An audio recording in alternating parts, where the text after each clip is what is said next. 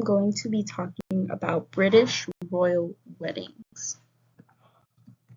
You may be wondering, what is a royal wedding?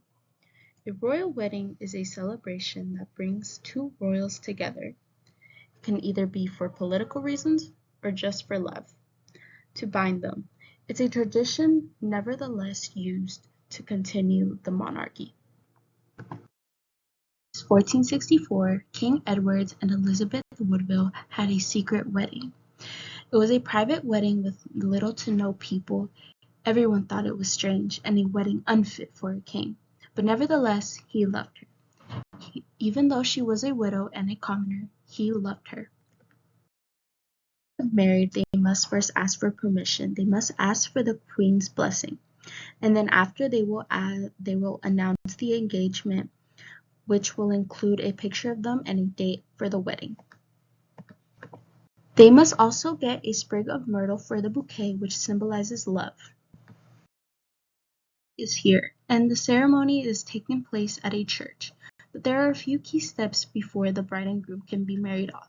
First, the family must enter in an orderly fashion before the bride and groom. Then after they are married and escorted outside to greet the public.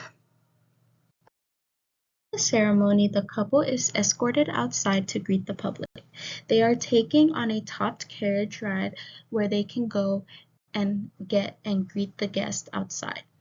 After that, they must take their first formal portraits with the whole wedding party. The royal guest list is always very extravagant at a royal wedding.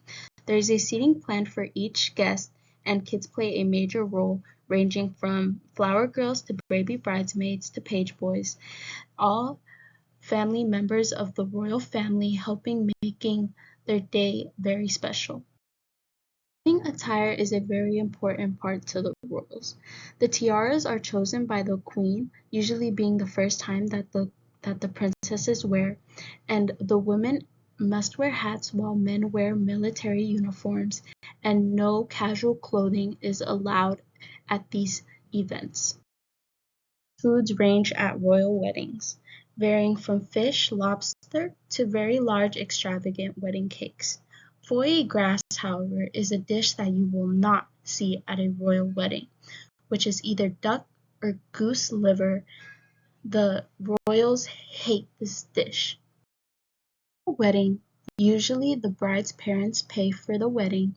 However, in a royal wedding, the royal family pays for the wedding. They pay for all expenses such as church services, flowers, and food, and everyone's outfits for the day.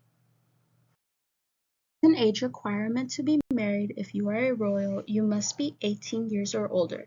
However, those ages may vary. While Elizabeth was 21 and Philip was 26. However, Charles was 32 while Diana was 19, so it just varies. It may be biased. You are allowed to divorce if you are a royal. For example, Andrew and Sarah divorced in 1996, but do remain on good terms. Even though it is looked down upon, it is in fact allowed to be divorced as a royal. The most scandalous divorces was Prince Charles and Princess Diana. They filed for divorce on August 28th of 1996, and she lost the role of Her Royal Highness. Even though she lost her role, she still remained true to herself and kept up with her charity events. It used to be forbidden. Remarriage is allowed if you are a royal. Thanks to the Royal Marriage Act of 1772. An example of this was Princess Anne, Queen Elizabeth II's daughter, who remarried after her divorce with Captain Mark Phillips. It is very controversial when it comes to the royals. They may not use contraceptives, and they have a bunch of limitations, such as they can't have sex on Wednesdays and Fridays, and they must only have sex to procreate and have children. Other than that, it is looked down upon. A bunch of rules that you must follow once you become a royal, such as no PDA, which you can't even hold hands, and you cannot speak about politics nor run for them, and you must take on a new name and honor all of the rules that come with honoring the Queen.